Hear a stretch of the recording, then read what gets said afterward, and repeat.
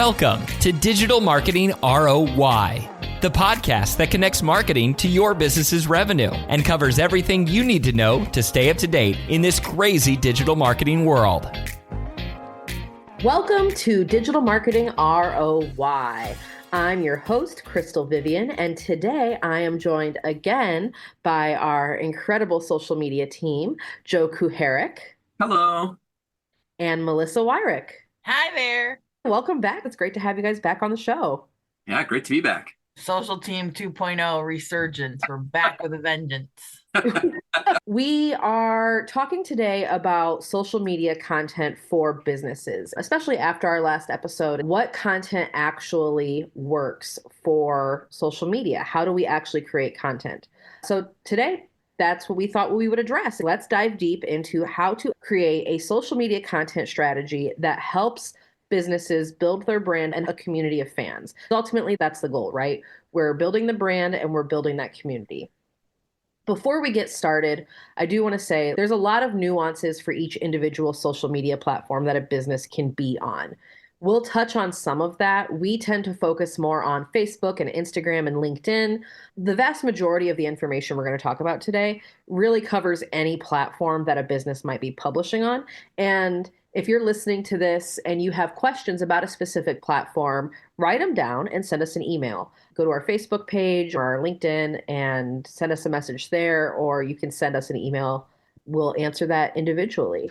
So let's begin. I want to start with talking about the reality of social media today and where we are. And I want to talk about the competition. So Joe, can you talk a little bit about what does competition look like for businesses on social media? Yeah, of course. When you're on social media, you aren't just competing with other brands or businesses within your small area or even in the nation. You're also competing with everyone on social media, like groups, meme pages, events going on. It's not just about trying to break through on that small level of like, oh, I'm on here and I'm trying to get with this other type of credit union or something. I'm trying to compete against that. Well, that may be true, but you're also competing against like grandma posting a funny thing to her family or to her feed or things like that. So nobody's beating grandma. Nobody's beating grandma. You got that right. It can be a little challenging. The thing you have to remember is that the platform that you're on, because there's so much out there and so many people out there, they're trying to keep you and other people on that platform and engaging. That's their goal. They want you to be there. People think of the internet and they think of social media like that is the internet for a lot of people. And that's exactly what these social media platforms want. They want you to think of them first and go check them out and see what's happening. And that's what's great about all this content that everyone creates for it, even individually and as brands. That's just more fuel for the fire to keep you there and interacting. Joe, you mentioned all that content. Let me talk numbers with you for a second. On TikTok, we've got 23 million pieces of content being shared every single day. And that's low numbers compared to YouTube, who has 216 million pieces of content. Facebook has 350 million pieces of content. X has 500 million pieces of content. LinkedIn has 2 million and Instagram has 95 million. But while these numbers aren't high, don't be overwhelmed because there's still a way that strategic content can break through. Your content is good enough, the right people are going to see it. And that's also kind of what's crazy, Melissa. If we stopped uploading videos to YouTube today, it would still take you millions of years to watch every single piece of content that's on there. Isn't that crazy? But that's good and bad because you're still seeing stuff, and that's because the algorithm is doing its job as it's getting you the stuff that you really care about because there's a lot out there. Let's talk about how the algorithm works because not everything is for everybody. Not every post on Facebook is for me, but also not every post from every brand on Facebook that I follow is for me or on Instagram or LinkedIn or TikTok or whatever platform. Joe, you kind of mentioned this earlier, but the platforms are really focused on keeping us engaged and keeping us scrolling. Can you talk a little bit more about that? We know that social media platforms have profiles built on us based on the way that we're interacting with the platform, the content that we're liking, commenting on, sharing, all of that. These algorithms are so sophisticated that, they know what you're likely to be checking out. And so they're going to show you the stuff that you have, whether in the past or whether their data points suggest, using, the science that they have behind it, are going to keep you interacting and sharing extra content. Yeah. And it's individualized to each person. Right. That's Yes. the part that I think that is really crazy, is that I think a lot of people, even when it comes to streaming video, we're kind of stuck in the 90s. Everybody is seeing the same thing at the same time. We're all sitting in front of the TV at the same time every week to watch the same TV show. If somebody posts something on Facebook, then everybody who follows me is going to see it. And it's like, that's not true at all. The vast majority of the people are not going to see, like the vast majority of your followers are not going to see any post from a brand. Even if you have 5,000 followers, maybe 40 people will see something unless your content is highly engaging. And if those individual people are engaging with your content. Like if they consistently comment and like and share, your content is more likely to show up on their page. Then that person is qualified as a super fan, and that's exactly who we want. 100%. But even a super fan, I mean, Melissa, you run a page for one of our clients that has several super fans that you know by name. But how often in a given month, how many times is the same person going to show up as a comment or a reaction on a post for that page? On average, this page posts about 25 unique pieces of content, and these super fans will show up on about 4 of them. That's a lot to me. That's a lot. I recognize their names. To people who aren't familiar with the algorithm, that might not seem like a lot of posts. And it's like, well, why aren't they showing up on every single post? Well, that's what the algorithm is allowing them to see. And if they go to our page and scroll down, they can comment and like and share whatever they'd like right on our page. But on the news feed or on the home page or on the For You page, if we're talking about TikTok, the algorithm shows you what it thinks you would want to see, and it's a mixed bag. And it has to show you from all of the friends that you're friends with. So that's friends and family and businesses that you follow, groups that you're in, all those things that Joe talked about earlier. It can't show even to your super fans. And those are people who have the super fan badge on top contributors. Like, top contributors. Like they're seeing 4 out of 25 posts in a month. Yeah. The algorithm is a living and breathing mechanism too. You may have gotten a lot of stuff for home improvement earlier in the year. Well, if you watched a new video, a new reel, something related to outer space, now all of a sudden it's like, oh, hey, we've got all this great new content we think you're going to like. Now it's going to start filling your feed with all this other stuff. Even simple things like watching a different video can totally transform what you're seeing. And what you're searching for on the platform. If you start searching for certain types of businesses, that influences it, but also what you're doing off platform. Because I was just about to say that. You research running shoes, get ready. You're running a marathon next month. Yeah, you're seeing a lot of running stuff on social media, aren't you, Melissa? Walking and running. Walking and running, yeah. This is an important point that I want to make. And I think this is something that we forget about. I'm reading a book right now called The Anxious Generation by Jonathan Haidt. He's a social psychologist, and it's a book about the impact of social media and smartphones on teenagers, right? On children, but mostly teenagers. And he was talking about the Facebook papers in the book recently. And I was like, oh, yeah, I forgot about those. Back in 2021, there was a whistleblower that came out from Facebook and shared screenshots of presentations that Meta was giving, sharing snippets of emails and presentations and things like that. There were a bunch of lawsuits really focused on how Facebook and Instagram were targeting teenagers, young people especially, right? And that's really important. And it's not great. But I think this is a really important thing to think about. Facebook and Instagram and all of these social media platforms are still doing the exact same thing, but for everybody. It's not just for teenagers. That was the focus of the Facebook papers and of all the lawsuits. The main takeaway of that is what Facebook and Instagram and all of these platforms is doing for everything. They are functioning, it's user by user, and they are using classical conditioning and other behavioral science techniques to manipulate us into becoming addicted to the platforms so that we want to spend as much time as possible on the platform. And when we leave the platform, we come back to the platform. TikTok was brilliant with this, with the For You page. There's been so much talked about with the TikTok algorithm, but Meta does it, LinkedIn does it, X does it. They all do it. Nothing that you see is in chronological order of when it was published based on everybody that you follow, which is what Instagram used to be 10 years And ago. I kind of miss that. I'm not going to lie. You do miss that, but also, like, we all say that we miss that, but if we went back to that, would we really? True. And I'd be like, I don't want to see this. Right. If you're following 200 people, that might be the case. And that's how it used to be on Instagram. But now people are following thousands of pages on Instagram. And now Instagram is starting to recommend content from people you don't follow. I think that's a really important point to remember. These platforms are focused on getting people to spend as much time on the platform as possible. That is their goal, and we're in their sandbox and we have to play with it.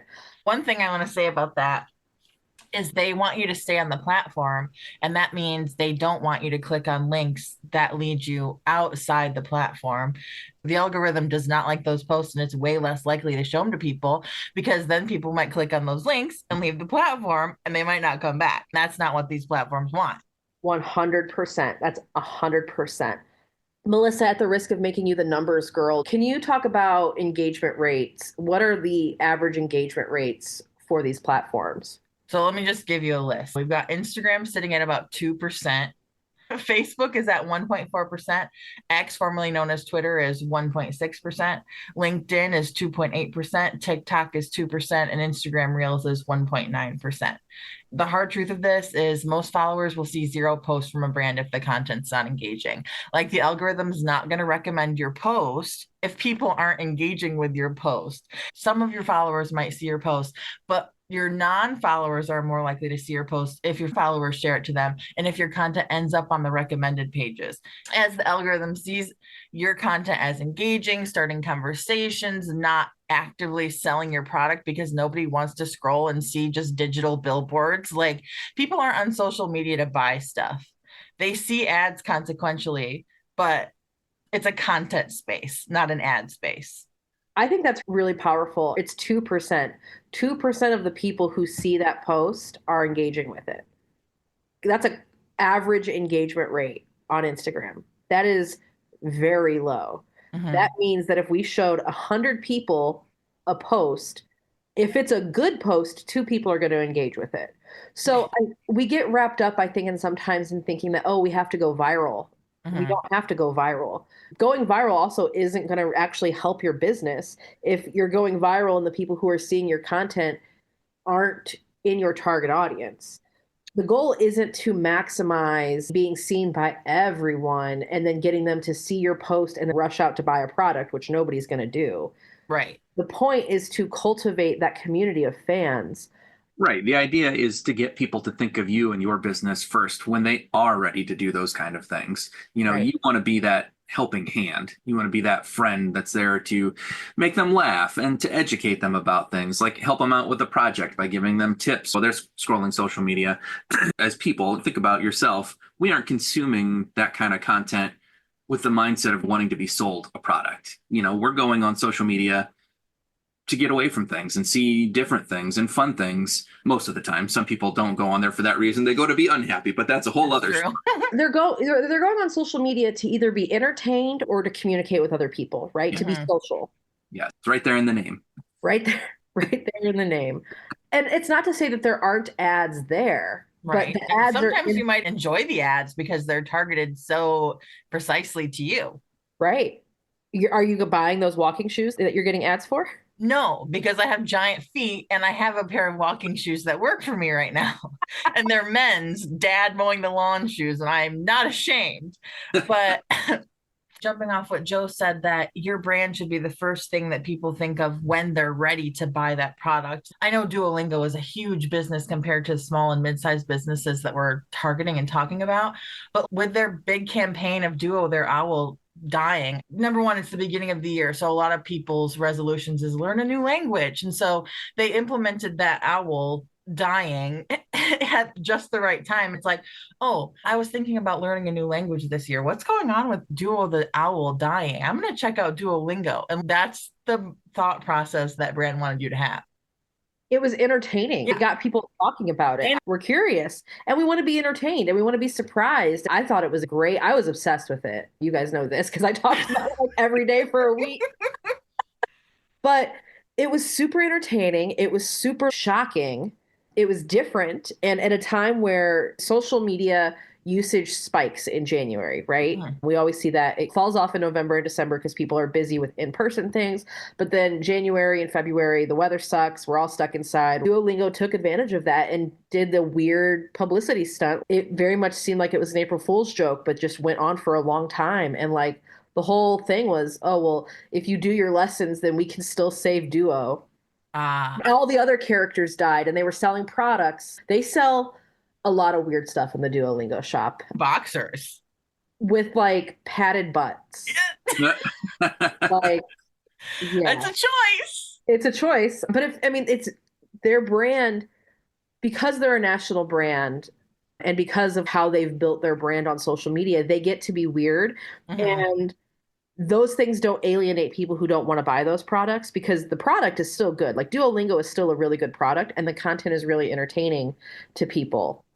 Duolingo does focus first on entertaining people, but they weave in speaking other languages and learning languages within their content, even when they're focused on entertaining people. And I think that's something that businesses really can take away from. And I guess this kind of takes us to our next point of what are some practical things that businesses can do when they're creating content, when they're coming up with their strategy, because you really do want to focus on weaving your product into the entertaining content in a way that it's not like a digital billboard. It's content that's entertaining. It makes people feel closer to you. It makes people want to share it to their feed or to their stories so that their friends see it. And it goes from there. I think that's a good jumping off point. And so let's talk now about just practically what can businesses do to break through and create content that works. You have to think from your audience's perspective. Like you should have a good idea of who your target audience is and also realize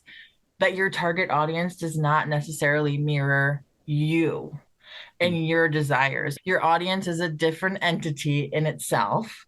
Put yourself in their shoes. Think what they would like to see, what they would like to share, what they would comment on, what they would find entertaining, and recognize that they don't want to be constantly sold to. Like they want to have fun. Yeah.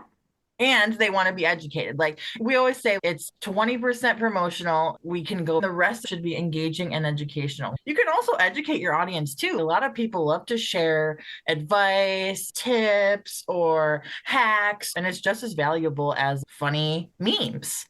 Yeah, and I think some of that comes down to really understanding your own brand and knowing who you are and what your voice is. Because if you're the kind of business that's willing to have fun and be silly, but you're only being promotional on Facebook, well, those two things, like, you're butting heads there. Like, be fun and be silly on Facebook. You don't have to go crazy overboard, but, you know, if you want to have that fun persona, you should have some fun and not be afraid to do that and be engaging.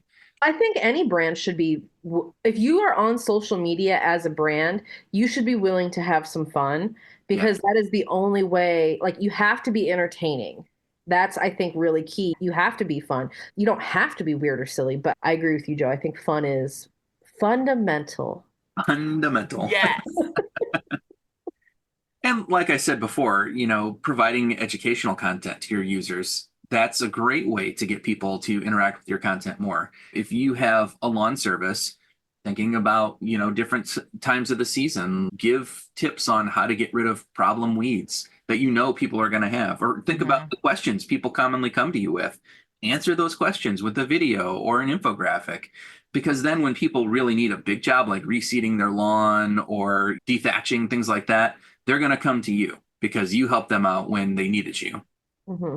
And it positions your brand as the expert. I think that's really big.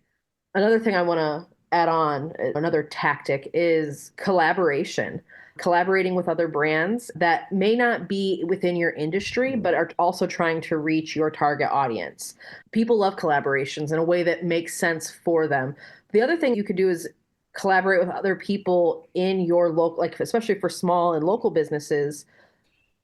Find people within your local area who are reaching your target audience and collaborate with them too. We call this influencer marketing. It can be difficult in a small area to find influencers. But if you are super involved on social media, you will find somebody that matches and consider partnering with them. I think that's a really good tactic too. What are some other tips or practical strategies that businesses I should be just love implementing? brands that are authentic and genuine. You don't have to share your dark secrets or life story, but if you want to, like you could, but that's just me being silly. But at the same time, like the more authentic a brand is, the more I feel like I know them, like their values and their mission and who they are at their core, the more I want to see their posts. And then beyond that, get their products. I want to feel like I'm interacting with somebody who's true. There's so much surfacey, inauthentic stuff on the internet that when I come across a brand that feels genuine, it just makes me want to be around them and see their content that much more. Mhm. Yeah, I think Yeah. that's a great tip. And alongside that, Melissa, it's important to understand the type of content that's created on the platform and how it's being created. You want to mirror the other types of content on there because that's what's going to fit the form. So it's important to spend time scrolling through your Facebook feed. We used to get yelled at, why are you on Facebook? Well, now it really is a business purposes, Uh-huh. looking Yeah. through to see what layouts look like, what kind of fonts are people using, what colors, what is working and what's not working. And, that's an important way to remain authentic on that platform. So it doesn't look like you're just churning out a lot of useless content that nobody is going to ever look at just to do it for the sake of doing it. Quality Yeah. over quantity. 100%. Well, and matching the platform that you're on. Right. I tell both of you guys every single week, dedicate 30 minutes to an hour to scroll on social media for work, specifically on platforms that you guys are handling content for or creating content for clients for. Look at how different brands are doing different things. Look at how individual people are sharing things. Take notes and like implement those things for work, because understanding there is a certain vibe, there's a certain look, there's a certain feel. And it's not to say that you can't use your brand standards, but how do you marry your brand standards to what performs well or what the trends are on social media is really big.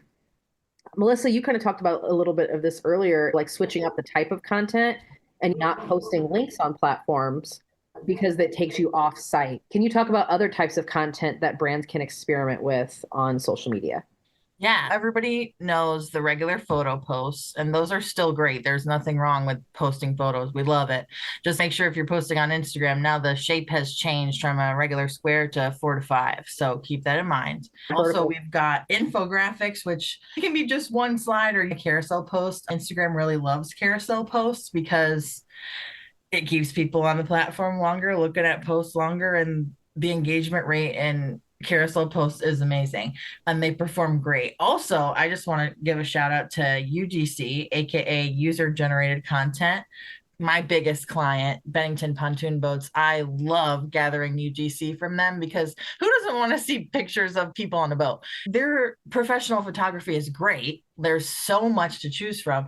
But when people send in their families on their boat, their dogs on their boat, their personalized boat, posting that on their social media gives the brand a more personalized feel because it's like, hey, these are real people with real Benningtons on a real lake somewhere loving their life. And so their audience sees that and they're like, hey, I do that. Let me send in UGC.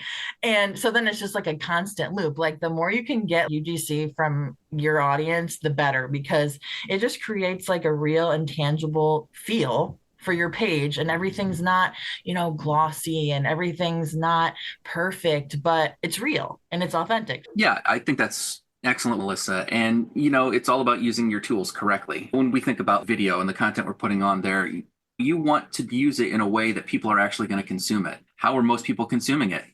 They're taking video on their phone vertically. We used to say it was horizontal. That used to be true.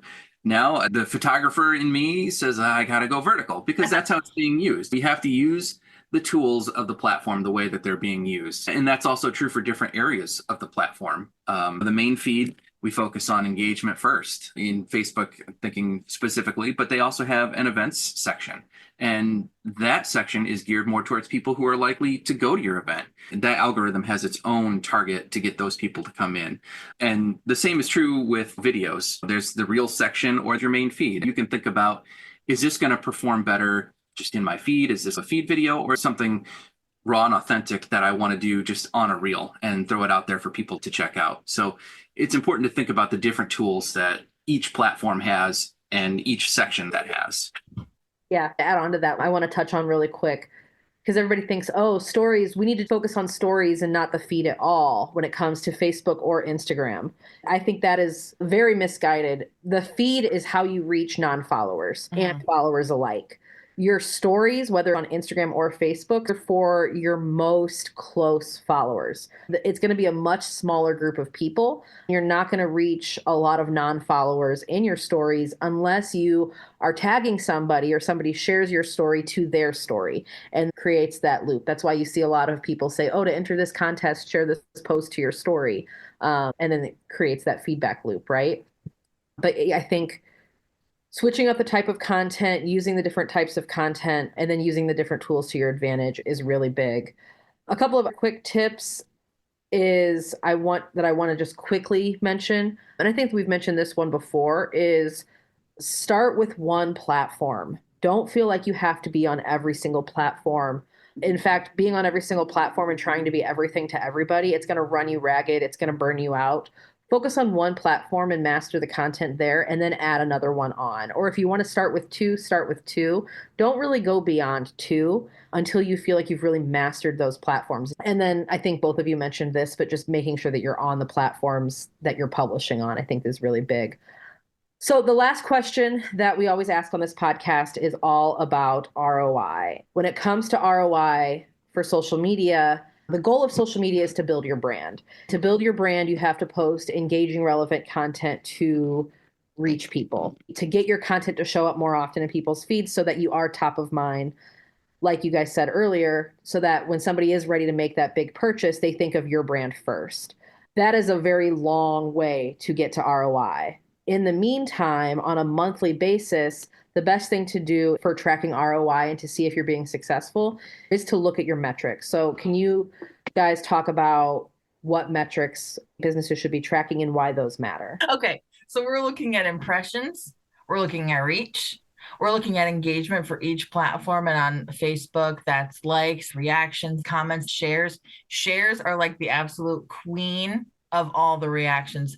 You want people to share your content because that gets it on other people's pages, and then those people will get interested in your brand and the loop continues. And video views are an engagement rate for reels and just regular videos. Engagement rate is what we're looking at. We want to see how many people are interacting with your posts. Yeah, based on the number of people who see it. Exactly. And they're engaging with it. Right.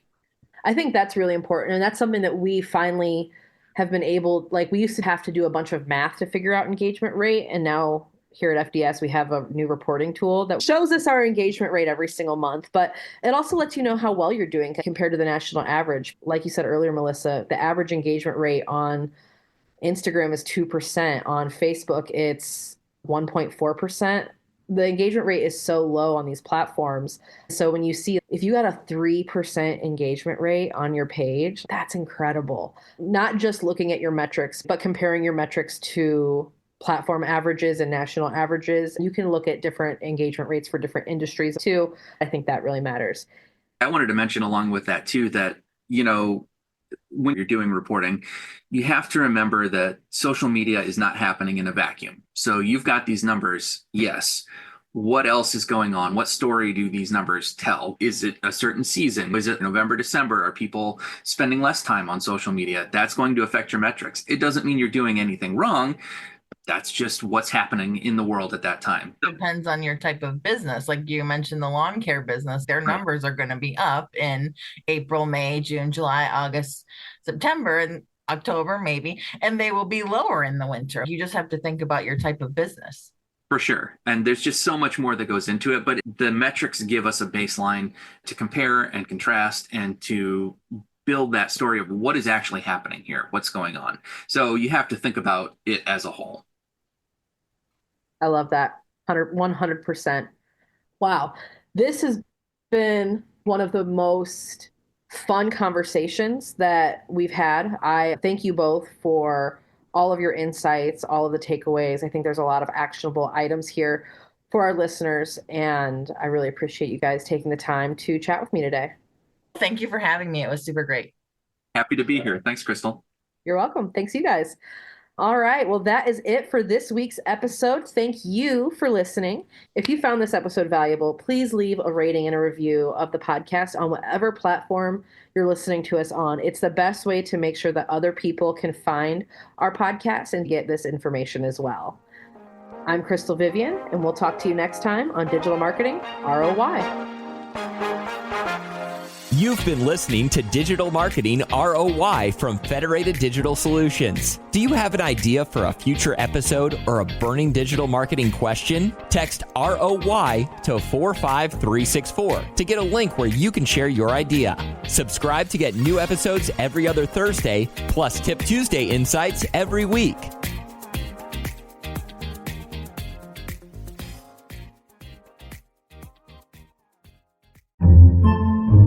Podcasts by Federated Media.